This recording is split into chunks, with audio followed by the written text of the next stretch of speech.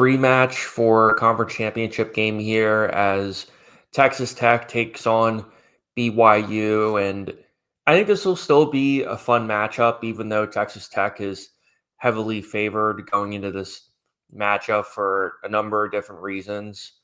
But, before I get into it, I just definitely want to give a shout out to the BYU fans who have shown me a lot of love on the channel before I say all of this, but I'll start with BYU first because, they've been one of the best programs in the entire country over the past 2 seasons. Having over 21 victories over the past 2 seasons, having the uncertainty of the beginning of the season with your quarterback situation, starting the true freshman Bear Bachmeier, who, all things considered, has definitely exceeded expectations, as somebody that you can build around too, especially since BYU's recruiting class is actually pretty solid going to next year too. And it was just announced that they extended Sataki too. So you have a really strong foundation in terms of BYU football moving forward too.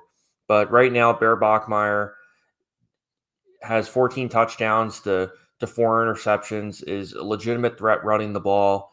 And I think, to me, BYU's key to victory is they really just have to catch Texas Tech off guard and take some chances, because Bear Bachmeier and LJ Martin have been a really fun 1-2 combo to watch this year. And this isn't me discrediting Parker Kingston or Chase Roberts, right? Because BYU has also shown their ability to pass the ball too.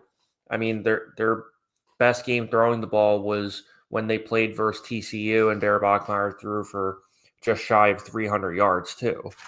So this is just me saying that BYU does definitely have a chance to win this game. I certainly think it's going to be closer. But when you kind of look at this game full picture, the reality is that Texas Tech is just simply the more talented team right now, and they haven't really shown that many weaknesses compared to the BYU game, where Texas Tech just simply dominated the last game. When I was going back and I was rewatching that game for preparation to this video, I was kind of thinking to myself, I was like, man, what can BYU to kind of change the narrative a little bit to actually really give them a shot too? Because I think a lot of people, including bettors too, I think Texas Tech is a 13-point favorite right now in this game, but it's for good reason too. Bear Morton, he's had a little bit of injury issues when Will Hammond came in, and et cetera, et cetera. But Bear Morton has thrown for just shy under 2,500 yards. Cameron Dickey's been an absolute beast this year, rushing for 13 touchdowns. Caleb Douglas is another guy, too, that if they have any chance at making a run at the national title, he's going to be a guy that is going to have to continue to get open, is a guy that's going to continue to wreak havoc and cause some explosive plays, too. But I think the guys that I get really excited about, if you're a Texas Tech fan, is the 1-2 combo of David Bailey and Jacob Rodriguez, who, by the way, I get that the Heisman Trophy primarily is won by an offensive player, but if there was a guy that you asked me who could make a legitimate case to win the Heisman Trophy as a defensive player, you got to go with Jacob Rodriguez. He's been an absolute beast for him. He is all over the field, whether it's stopping the run, whether it's going back in coverage, or whether it is playing spy every once in a while too. He has 101 tackles this year, a handful of sacks, and David Bailey also has 12 and a half sacks on the year too. And I think what makes this Texas Tech team really special is the fact that every win they've had this year has been by double digits. And I know people are going to dismiss that by saying, they play the Big 12, so there's no one, that tough one there. But, if you look at some of the other wins that they have, they beat Utah this year. They beat, at one point, a ranked Houston team, which, by the way, they were 9-3 this year. So shout out to them and Willie Fritz for having a really strong year. And, they also beat Arizona State as well, who ended up being ranked by the end of the season as well. They're not ranked right now, or they weren't ranked at the time, but you know, it's a fun aspect, at least statistically speaking, because BYU and Texas Tech both rank in the top of the country in terms of statistically speaking, offensively and defensively too. Because the Cougars, they also got some linebackers of their own. You have Jack Kelly and Isaiah Glasker kind of leading the charge in terms of the linebacker room. And, also Jay Hill is also one of the best defensive coordinators in the entire country. I know people kind of talked about, maybe he would leave for Colorado State, but I think anyone who follows BYU football knows that he can be there as long as he wants to be because he's just that freaking good. But in any event, when I kind of look at this game further and I think to myself, what are going to be kind of the keys to victory if you're Texas Tech? In many ways, you're kind of following the same exact footprint that you did when you faced BYU at the beginning of the season. Jacob Rodriguez had a key interception, a forced fumble that pretty much kept BYU off the scoreboard until the fourth quarter. You had a BYU offense that just didn't look very dynamic, that just looked like no matter what Aaron Roderick was calling, there just simply wasn't anything happening. And they were able to shut down LJ Martin. And if you're a BYU, I think you're going to have to find ways to try and spread the field and be creative because, some of these other young wide receivers, such as, JoJo Phillips and Cody Hagan and even Tiger Bachmeier, if he, gets any reps in this game, those guys are going to have to find some ways to get open and surprise Texas Tech a little bit because, just like I mentioned before, Parker Kingston and Chase Roberts are kind of their 1-2 punch.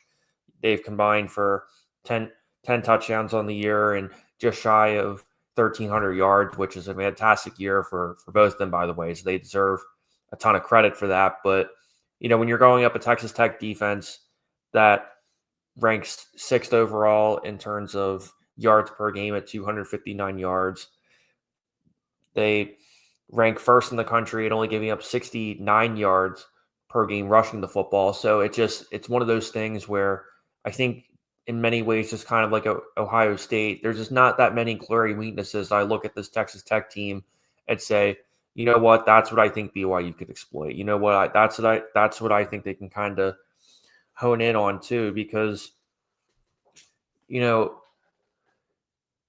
and this isn't me slouching on BYU either, because when you look at BYU, I just rambled off a bunch of different stats that reaffirm about how great BYU has been this year. And, not to mention, too, BYU, they rank 16th in the nation on third down, converting just shy of 33% of the time.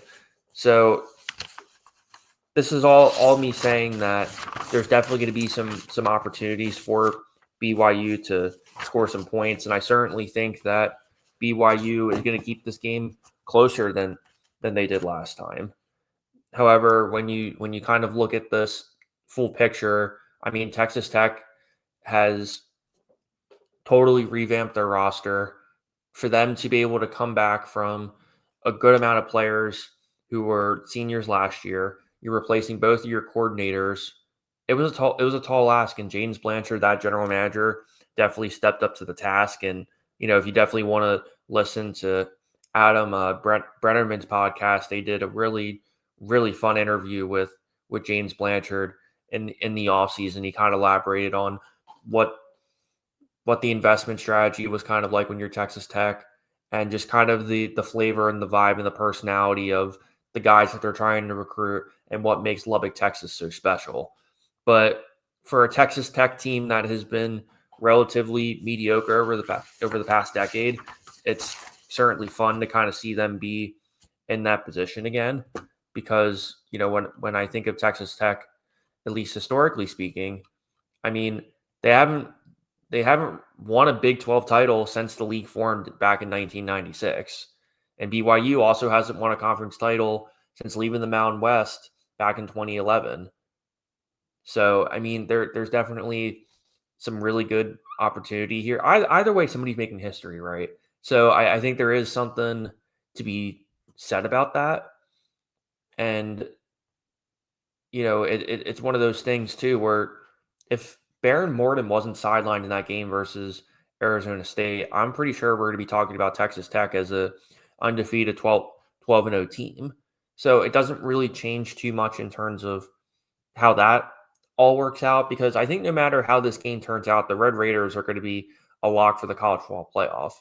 I think where the struggle and where the controversy could come in is if BYU wins the Big 12 title, because as it stands right now, they are on the outside looking in and probably going to be the first team that would get eliminated based off the rankings that they just released last night, which I don't agree with, by the way. If it were up to me, I think BYU should be over Miami. I think they should be over Notre Dame because I think their resume speaks for themselves in terms of a number of key victories that they've had this year, in terms of being statistically one of the best teams in the country, not only offensively, but defensively. But at the same time, too, I said this before on the channel, the Big 12 doesn't get enough love. Big 12 gets overlooked a lot of the time. And especially in these kind of circumstances, that's where it shows, right? Because a lot of the time, the SEC and the Big Ten will get all the love, all the praise, and a lot of the time they will definitely get the benefit of the doubt a lot of the time too.